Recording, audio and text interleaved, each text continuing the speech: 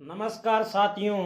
पिछले सप्ताह में अजमेर से मेरे गांव की ओर यात्रा कर रहा था, तब मेरे दिमाग के अंदर जो विचार आए वह इस वीडियो के माध्यम से मैं आपके साथ में साझा करता हूं कि जीवन की यात्रा के अंदर व्यक्ति गिरता भी है, जीवन की यात्रा में व्यक्ति गिर के उठता भी है। कभी कभी ऐसी समस्याएं आ जाती है कि व्यक्ति जीवन की यात्रा में जिंदगी के सफर में बिखर जाता है, टूट जाता है, कभी कभी वो घबरा जाता है और जीवन की यात्रा में व्यक्ति हार भी जाता है। जीवन की यात्रा में व्यक्ति की जीत भी होती है। इस जीवन के सफर में कभी दिन होता है तो कभी रात होती है।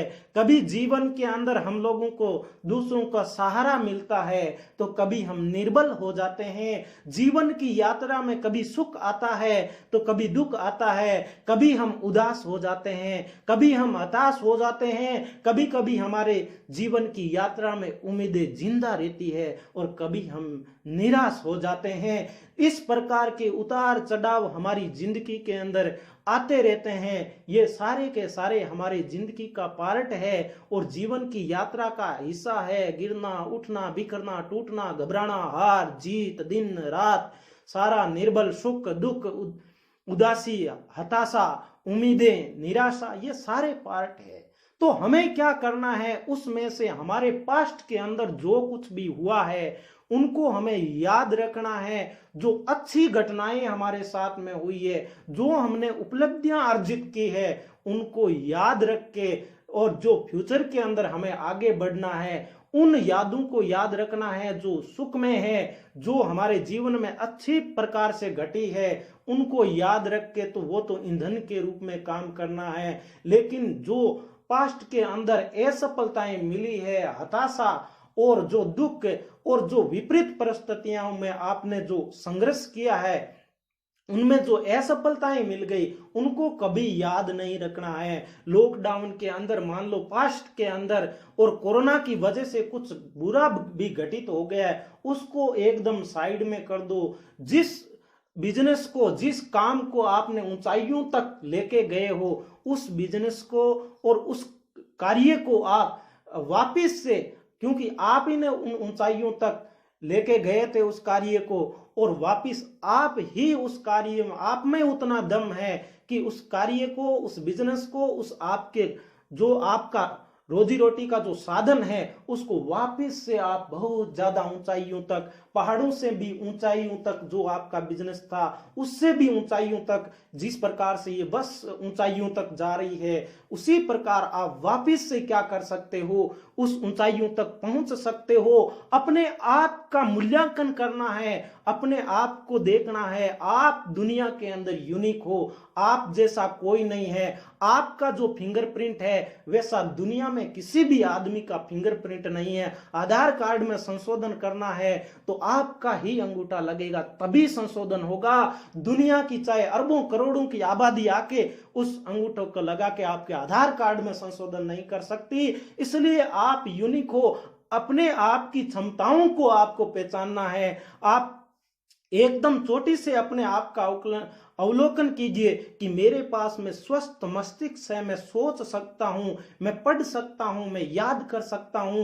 एक याद कीजिए, जिस आदमी मानसिक रूप से बीमार है, एक पागल व्यक्ति को ठीक करने के लिए करोड़ों रुपए लग जाते हैं। एक आदमी आपको सुनाई दे रहा है, ये ऑडियो आप देख सकते हो, आपके आंखें हैं, आपके कान है।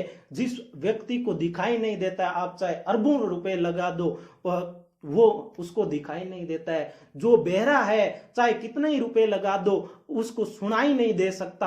आपके कंठों में सरस्वती माता का जो वास है, आप मतलब बोल सकते हो। यहां तक यदि चोटी से लेकर गले तक आते हो तो आप अरबों रुपए की आपके पास में संपत्ति है।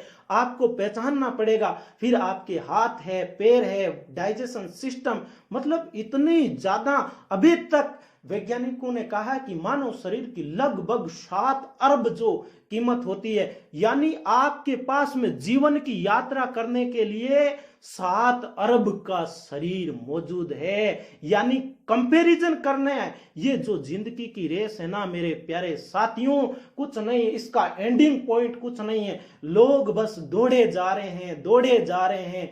कोई जैसे मान लो अजमेर में है तो अजमेर पर चल रहा है, तो अजमेर से पीछे भी बहुत सारे दौड़ रहे हैं, अजमेर से आगे भी गाड़ियां बहुत सारी चल रही है। वैसे भी व्यक्ति, उनका कोई एंडिंग पॉइंट नहीं है, चाहे वो अजमेर से नागौर, चाहे जम्मू कश्मीर, उज्बेकिस्तान से लेकर वो रूस तक भी चले जाएंगे, वापिस घूम के वही आने वाले हैं। लोग बस दौड़ रहे हैं। किसी के पास में मान लो 10 करोड़ आपसे ज्यादा हैं, तो केवल ये समझिए मेरे पास में 7 अरब की मानव रूपी संपत्ति है, उसके पास में बस 7 अरब 10 करोड़ है। बस आप कंपैरिजन करके दुखी होते हो, यही तो आपकी सबसे बड़ी प्रॉब्लम है। आप लोगों की तुलना करते हो। अरे क्या हो गया, आप अजमेर के अंदर चल रहे हो, वो एक नागौर के अंदर प्रवेश कर गए। अरे जाना कहाँ है, लोग बस दौड़ रहे हैं, ये दुनिया सारी दौड़ रही है। कंपैरिजन करके अपने आप को दुखी क्यों करते हो? कहां तक दौड़ेगा, किसी का कोई एंड पॉइंट नहीं है, बस दौड़े जा रहे हैं। कई व्यक्ति आपसे पीछे चल रहे हैं, तो कई व्यक्ति आपसे क्या चल रहे हैं, आगे चल रहे हैं। आप आगे बढ़ने के लिए सोचिए, मेरे से भी पीछे कितने हैं, मेरे से भी नीचे वाले लोग कितने हैं, उनको देखिए और आगे बढ़ते रहिए। रोज अपने आप में इंप्रूवमेंट कीजिए, यानी खुद में, मतलब रोज अपने आप में, कि कल जो मैंने काम किया उससे बेहतर काम मैं आज करने वाला हूं, और आगे और मैं बेहतर करने वाला हूं। 1% भी यदि अपने आप को रोज आप मतलब अपग्रेड करते हो, तो बहुत बड़ा परिवर्तन। लोगों से कंपैरिजन करने की कोई आवश्यकता नहीं है। ये जो जिंदगी की रेस है, मैं ये कह रहा हूं, अब आप समझ चुके होंगे, इसकी कोई एंडिंग पॉइंट नहीं है, बस दौड़े जा रहे हैं। ये समझिए, संपत्ति के मामले में भी कंपैरिजन करके कभी दुख मत होना। आपके पास में, मतलब ये भगवान ने एक बहुत बड़ी मशीन दी है जीवन यात्रा करने के लिए, जिसकी अरबों खरबों कीमत है। बस कोई व्यक्ति के पास, आप लोग दुखी किस लिए होते हो? किसी की ये संपत्ति 1,00,000 1,50,000 ये देख के दुखी होते हो? नहीं, ये कुछ नहीं, ये जोड़ के देख लो। जब 7 अरब और 10 लाख रुपए देखते हो, आगे 10 लाख कुछ नहीं होता है, बस ये थोड़ा सा डिफरेंस है। इसको देखकर मेरे प्यारे साथियों, कभी जिंदगी के अंदर दुखी मत होना। और ये जिंदगी बिना विकेट वाला मैच है। आप जब खेल रहे हो, क्रिकेट का मैच खेल रहे हो, इसके पीछे विकेट है ही नहीं। चाहे बॉल कैसी आए, आपको बस खेलते रहना है, चौके लगाते रहना है, छक्के लगाते रहना है, आपको डरना नहीं है। यानी आप आउट होगे नहीं, विकेट तो है ही नहीं, बस जो बॉल आ रही है आनंद से बस खेलते जाओ। तो दो बातें कंपैरिजन करने के लिए, जिंदगी की रेस में सभी दौड़े जा रहे हैं। इस जिंदगी की रेस में कोई एंडिंग पॉइंट नहीं है। जिंदगी के क्रिकेट के अंदर सभी खेले जा रहे हैं, डरने की कोई बात नहीं है, क्योंकि पीछे आपके कोई विकेट है ही नहीं। इस जिंदगी के खेल के मैदान में कोई कभी आउट नहीं होता है। इसलिए अपने आप की जो गाड़ी जीवन यात्रा के अंदर आप लेके बैठ है आपके, पहले तो अपने आप को जानिए। आपने जो काम किया है, उन जो उपलब्धियां अर्जित की है, उनकी लिस्ट बनाइए। आप दुनिया के मतलब बहुत ज्यादा सक्सेसफुल पर्सन हो, आप मानते नहीं हो, बस यही कमी है। जिस दिन आपने मान लिया कि हाँ वाकई में मेरे अंदर पोटेंशियल है, मेरे जैसा कोई नहीं है, मैं यूनिक हूं, मैं दूसरों से क्यों कंपैरिजन करके परेशान हूं, तो बस आगे बढ़ते रहिए। जो आपने उपलब्धियां अर्जित की है, उनको याद करके आप आगे बढ़ते जाइए। और जीवन के अंदर कोई असफलताएं, और आप उनका रोना रोते हो कि पास्ट में मेरे पास में ये हुआ वो हुआ, तो नाव आपकी जो आपकी नाव है वो पीछे से बंधी हुई रहेगी। और आप चाहे उस नाव के कितने ही चप्पू चलाते रहिए, नाव कभी आगे नहीं बढ़ेगी। एक बार रात के समय में दो शराबी एक नाव के अंदर बैठ जाते हैं और पूरी रात चप्पू चलाते हैं। जब सूर्योदय होता है तो देखते हैं कि नाव वहीं के वहीं है, क्योंकि उन्होंने देखा कि नाव पीछे से जंजीरों से बंधी हुई है, उन्होंने ध्यान ही नहीं दिया। तो मेरे प्यारे साथियों, यदि आपने असफलताओं से उनको रोना रोते रहे, लॉकडाउन में मेरा ये हो गया, मेरा वो हो गया, मेरी पढ़ाई डिस्टर्ब हो गई, मैं तैयारी नहीं कर पाया, मेरा 2 साल वेस्ट चला गया, ये रोते रहोगे तो जिंदगी में कभी आगे नहीं बढ़ोगे। वो बीती हुई असफलताएं, बीते हुए जो संकट थे उनको भूल के पुनः आपको नए तरीके से जीवन की प्लानिंग करके आगे बढ़ना होगा। मेरे प्यारे साथियों, जिंदगी के अंदर छोटी सी चाहे बस यात्रा करनी हो, चाहे आपको रेल यात्रा करनी हो, आपको प्लानिंग तो करनी पड़ेगी। बस कितनी बजे आएगी, बस की टिकट खरीदेंगे आप, उसके बाद में बस कौन से रूट से जाएगी, फिर आप बस के अंदर एक्शन लेोगे प्लानिंग करने के बाद में, फिर कहीं आपको मंजिल तक पहुंचना है तो आपको यह भी सुनिश्चित करना पड़ेगा कि आपको उस बस में से कहीं बस रुकती है तो बीच में आप ना उतर जाए। आपको अजमेर से नागौर आना है तो कहीं आप मेड़ता के अंदर यदि उतर गए तो आप निर्धारित जो आपका टारगेट है वहां तक पहुंच नहीं पाओगे। यही आपने यदि निश्चित कर लिया है कि मुझे व्याख्याता भर्ती परीक्षा की तैयारी करनी है, मुझे रीट की तैयारी करनी है, मुझे नीट की तैयारी करनी है, मुझे आईआईटी जेईई की तैयारी करनी है, तो आपको उस जब तक परीक्षा आपकी नहीं हो जाती तब तक बीच के अंदर वो तैयारी छोड़नी नहीं है। लगातार कंटिन्यूअस अपने आप को इंप्रूवमेंट करते हुए डे बाय डे ज्यादा से ज्यादा तैयारी करोगे तभी आप पहुंच पाओगे। यही जो गाड़ी है ये यदि मेड़ता तक आके ये कह दे कि मेरे को अब तो दोबारा से शुरुआत करनी है तो बहुत ज्यादा मेहनत लगेगी। आपने पिछले मान लो सालों के अंदर व्याख्याता की तैयारी की और अब आप बीच में मान लो टारगेट आपको अचीव नहीं हुआ है और अब दोबारा से आप कोई दूसरी भर्ती की तैयारी करना चाहते हो तो साथियों बड़ा जोर आने वाला है। यहीं से आगे शुरुआत हो जाओ। मेड़ता से अजमेर वापिस जाने की जरूरत नहीं है, मेड़ता से ही आगे बढ़ो। नागौर नजदीकी है। कहने का मतलब यह है कि बीच में यदि आपने छोड़ दिया और फिर दोबारा से शुरुआत करना पड़ेगी तो आपको जो दूरी है वो ज्यादा तय करनी पड़ेगी, आपको जोर ज्यादा लगाना पड़ेगा। तो जिंदगी की प्लानिंग कीजिए, ये सुनिश्चित कीजिए कि यदि मैंने ये शुरुआत कर दी है तो मैं बीच में कहीं नहीं उतरूंगा, जहां टारगेट आएगा वहीं जाके मेरी जो विजय पताका है वो फहराऊंगा। तो इस प्रकार एक बस यात्रा के जिंदगी के लिए थोड़ी सी प्लानिंग करनी पड़ती है। तो जिंदगी की यात्रा, जिंदगी का सफर तो मेरे प्यारे साथियों बहुत लंबा चौड़ा पड़ा है। इसके लिए तो आपको कुछ न कुछ प्लानिंग तो करनी पड़ेगी और प्लानिंग करने के बाद में एक्शन लेने की बारी होती है। और एक्शन लेना यानी उस काम की शुरुआत करने के लिए मेरे प्यारे साथियों आपको एक बर्निंग डिजायर की आवश्यकता पड़ेगी। बर्निंग डिजायर का मतलब एक मन के अंदर और दिल के अंदर एक आग होनी चाहिए। वो आग होगी तभी आप काम कर पाओगे। अपने माता पिता के, गुरुजनों के चेहरे को देखिए, उनकी उम्मीदों को देखिए। आपसे ज्यादा लोग उम्मीदें लगाए बैठे हैं, आपको वाकई में बहुत समाज के लिए कुछ करना है। वो एक बर्निंग डिजायर होना चाहिए। जब बर्निंग डिजायर होता है, एक जलता हुआ सपना के अंदर आग होती है हृदय के अंदर, तो व्यक्ति कुछ भी कर सकता है। आप दशरथ मांझी आपने नाम सुना होगा। बिहार के अंदर जब वो पहाड़ के उस पार जब काम कर रहे थे तो उनकी पत्नी जो दोपहर का भोजन लेकर जा रही थी और पैर फिसल गया और पहाड़ से गिर गई। और जब वो घूमकर अस्पताल गए, बीच में रास्ता होता तो अस्पताल बहुत नजदीक थी और वो पत्नी की मृत्यु हो जाती है और वो बचा नहीं पाते हैं क्योंकि घूम के जाना पड़ता है और पहाड़ पार करके पैदल ही गए तो टाइम बहुत ज्यादा लगा और उससे खून सारा बह गया। तब दशरथ मांझी के अंदर एक बर्निंग डिजायर, एक आग उत्पन्न हो गई कि जब तक तोड़ेंगे नहीं तब तक छोड़ेंगे नहीं। उस पहाड़ को अकेले ही हथौड़ा छीनी लेकर चल पड़े। एक बार तो सर्प ने पहाड़ को काटते काटते अंगूठा पर डंक लगा दिया, अंगूठे को छीनी हथौड़े से पैर का अंगूठा काट दिया और लगे रहे।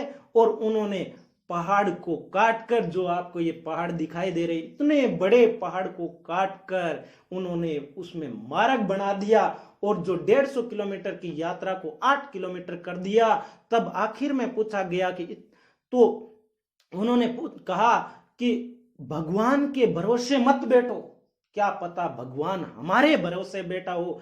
कोई भी काम आप भगवान के भरोसे मत छोड़ो। भगवान ये सोच रहा होगा कि ये कब करेगा, तभी मैं इसकी हेल्प करूं। तो इसलिए भगवान के भरोसे मत बैठो। क्या पता आपके भरोसे भगवान बैठे हो, तो ये जब बर्निंग डिजायर होगा, वाकई में आपको ये लगेगा कि मुझे करना क्यों है, मुझे ये आवश्यकता है, इसीलिए ये काम करना है। वरना प्यारे साथियों, पढ़ाई करना आसान काम नहीं है। जब जिद होगी, जुनून होगा, पागलपन होगा, तभी आप पढ़ाई कर पाओगे। और पढ़ाई करते करते दशरथ मांझी की तरह आपके जीवन में क्या रुकावटें नहीं आएगी?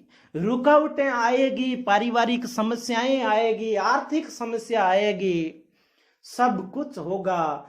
तो लेकिन जब आप रुक जाओगे, तैयारी करते करते बीच में रुक जाएंगे, कभी कभी ऐसा होगा कि 4-5 दिन आपकी पढ़ाई होगी नहीं, 4-5 दिन आपका बिजनेस चलेगा नहीं, और आपके मन में ये विचार आएगा कि अब तो मैं इस बिजनेस को छोड़ दूं, मैं इस तैयारी को छोड़ दूं, मैं तो इस कीचड़ के अंदर गिर गया।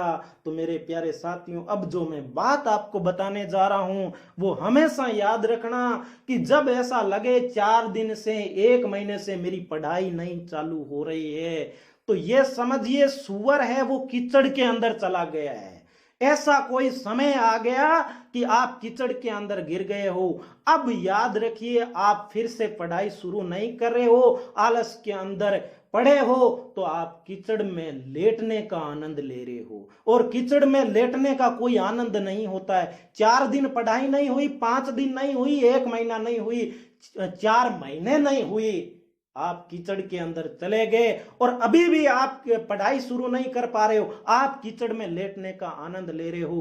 कीचड़ में गिर जाते हैं, कोई बुरी बात नहीं है, लेकिन उस कीचड़ से बाहर निकलना बहुत जरूरी है। कीचड़ से बाहर निकल के नहाना, और नहा धो के तेल वगैरह का लगा के एकदम फैंटास्टिक बनके फिर से मैदान के अंदर लड़ने के लिए तैयार होना पड़ेगा। सुअर की तरह कीचड़ के अंदर लेटे रहोगे तो कभी लक्ष्य को प्राप्त नहीं कर पाओगे। क्या होता है, हर एक के जीवन में उतार चढ़ाव आता है। बस भी रुकती है जिस प्रकार से एक स्टेशन पर 10-15 मिनट, वैसे हो सकता है 10-15 दिन आपकी चलते चलते पढ़ाई है वो नहीं हो पाई है, कोई संकट आ गया, कोई चुनौतियां आ गई, और आप फिर अपने आप को गिव अप कर रहे, वहां से छोड़ रहे हो। ये बुरी बात है। ये कीचड़ वाली बात हमेशा ध्यान रखना साथियों। जब याद आए कि 2 दिन पढ़ाई नहीं हुई, तो कहना कि मेरा पैर कीचड़ के अंदर चला गया, क्या मैं अब भी पढ़ाई नहीं चालू करके, अब भी मेरा काम चालू नहीं करके, क्या मैं कीचड़ का आनंद तो नहीं ले रहा हूं? अब भी बाहर निकलिए। जब भी जागो तब सवेरा होता है, इसलिए कीचड़ से बाहर निकलिए और आगे बढ़िए। रुकावटें आएगी, उनसे फिर आपको वहां रुक गए हो तो छोड़ना नहीं है, फिर से तैयार होना है। लगातार तैयारी का मतलब यही होता है, हरदम नहीं, कभी कभी बीच में 5-6 दिन पढ़ाई नहीं हुई, फिर भी आगे 7वें दिन धीरे धीरे पढ़ाई चालू करना, फिर रास्ते को पकड़ना, उसी प्रकार चलते रहना, तब जाके मंजिलें मिलती है। यानी चुनौतियों से डरना नहीं है। संकट आएंगे, कंपटीशन बहुत ज्यादा है, लेकिन यदि आप डर गए, संकट से डर गए, तो आपके अंदर वो तरोताजगी नहीं होगी, वो जो सफलता मिलेगी उसका कोई आनंद नहीं होगा। जापान के अंदर मछलियां जब समुद्र से दूर से लाई जाती थी और काफी दूरी तक से जब मछलियां लेकर लाई जाती, तो मछलियों का स्वाद है वो बहुत ज्यादा गड़बड़ हो गया। मैं शाकाहारी हूं, मैं मछलियों की लेकिन एग्जाम्पल आपको दे रहा हूं। अब जब उन्होंने कहा कि हम फ्रीज के अंदर रखे, फ्रीज के अंदर रखा तो भी उन्होंने वो मछलियों का स्वाद अच्छा नहीं आया। फिर उन्होंने कहा कि हम ऐसा कोई तालाब ही अंदर बना देते हैं, उसके अंदर भी फिर भी थोड़े पानी के अंदर ज्यादा मछलियां थी, फिर भी स्वाद। फिर उनके दिमाग में आइडिया आया कि इन मछलियों को एक छोटे से तालाब के अंदर जो जहाज है उसमें तो रखे, लेकिन उन मछलियों के साथ में एक बड़ी मछली शार्क है वो रख दे, ताकि ये डरती हुई मछलियां, 1-2 मछलियों को तो वो खाएगी, लेकिन ये मछलियां जब उससे डरती हुई तेजी के साथ दौड़ेगी, तो फिर देखा गया कि शार्क मछली जब रख दी तो 200 किलोमीटर से दूर से 2-3 दिन बाद तक मछलियां जो बाजार में आ रही थी उनके स्वाद में कोई मतलब चेंज नहीं आया। मछलियां तरोताजा थी। क्यों? क्योंकि वहां चुनौती डाल दी, बड़ी मछली की चुनौती डाल दी, डरते हुए इधर से उधर भागती रही।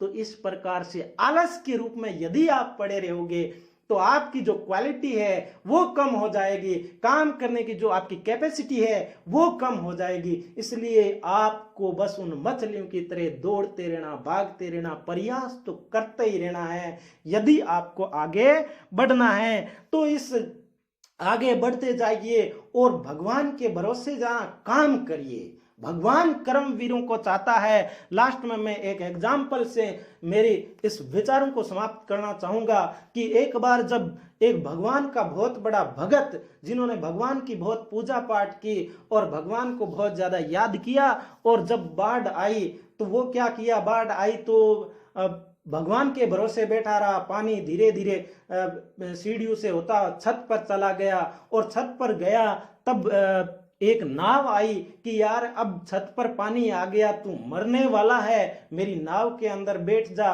और तू मर जाएगा। उसने कहा नहीं, मुझे तो भगवान खुद आकर बचाएंगे। भगवान की मैंने बहुत बड़ी तपस्या की है, भगवान मुझे आकर बचाएंगे। नहीं, आप जाइए, आपकी मुझे कोई जरूरत नहीं है। दूसरी नाव आई, छाती तक पानी आ गया। अरे भाई आजा, तू नाव के अंदर बैठ जा, अब तेरी मौत हो जाएगी, अब तेरे गले तक पानी आने वाला है। उसने कहा नाव वाले, तेरी मुझे कोई जरूरत नहीं है, मुझे तो मेरा भगवान बचाएगा।